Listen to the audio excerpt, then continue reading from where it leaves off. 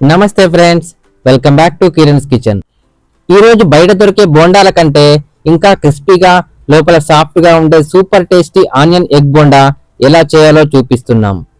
ఈ రెసిపీని ఒక్కసారి ట్రై చేస్తే మళ్ళీ మళ్ళీ ఇలాగే చేస్తారు.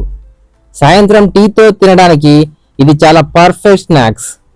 ఇంట్లో ఉన్న కొద్ది పదార్థాలతోనే ఇది చాలా ఈజీగా తయారు చేసుకోవచ్చు. మరి ఇంకేం ఆలస్యం చేయకుండా ఈ రెసిపీని ఎలా చేయాలో చూద్దాం రండి. ఈ ఆనియన్ ఎగ్ బోండా తయారు చేయడానికి ఆనియన్స్ నిలువుగా సన్నగా ఇలా వీడియోలో చూపిస్తున్న విధంగా కట్ చేసుకోండి. ఇలా కట్ చేసుకున్న ఆనియన్ ని ఒక సపరేట్ బౌల్లో వేసుకొని స్క్వీజ్ చేస్తూ కలపండి. ఈ ఆనియన్స్ పొరలు పొరలుగా ఉంటాయి కదా, వాటిని అలా ఉంచకుండా విడిపోయేలాగా బాగా కలపండి.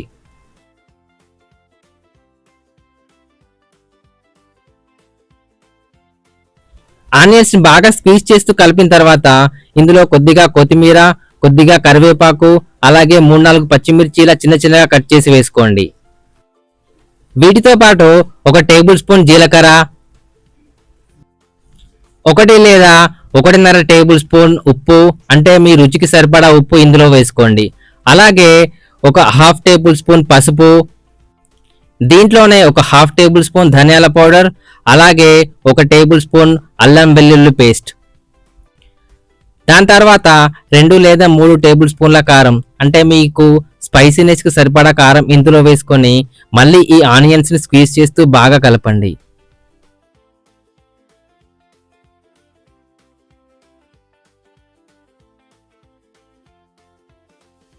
ఇప్పుడు ఇందులో కొద్ది కొద్దిగా శనగపిండి వేస్తూ ఆ పిండి ఆనియన్స్ కి బాగా పట్టేలా కలపండి.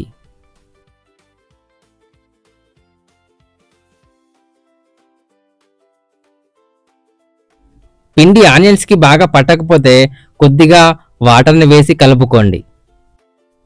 మనం వీటిని ఇలా కలుపుకునే సమయంలోనే పక్కన ఒక బౌల్లో 3 లేదా 4 ఎగ్స్ ని బాయిల్ చేసి దాన్ని పొట్టు తీసుకొని ఇలా కట్ చేసి పెట్టుకోండి. ఇప్పుడు స్టవ్ ఆన్ చేసి స్టవ్ పైన డీప్ ఫ్రైకి సరిపడా ఆయిల్ వేసి అది బాగా హీట్ అయిన తర్వాత ఒక పాలిథిన్ కవర్ తీసుకొని దానిలో కింద కొంచెం పిండి పెట్టి మధ్యలో ఎగ్ పెట్టి దానిపైన మళ్ళీ కాస్త పిండి పెట్టి మనం వేడి చేసుకున్న ఆయిల్లో వేసుకొని డీప్ ఫ్రై చేసుకోవాలి. దీని డీప్ ఫ్రై చేసుకుంటున్నప్పుడు మంటను మీడియం టు లో ఫ్లేమ్లోనే ఉంచాలి, లేదంటే ఇది మాడిపోతుంది. ఒకవైపు కాలిన తర్వాత మళ్ళీ ఇంకొక వైపు తిప్పుకొని అటు కూడా బాగా కాల్చుకోవాలి.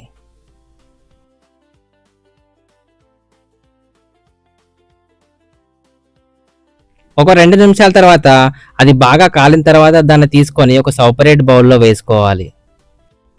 ఇలాగ మిగిలిన పిండి మొత్తాన్ని కూడా 1 by 1 చేస్తూ ఆయిల్లో డీప్ ఫ్రై చేసుకోవడమే.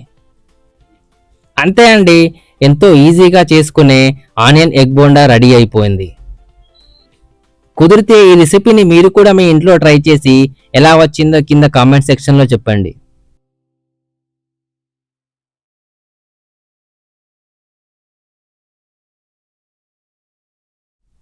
Thank you for watching.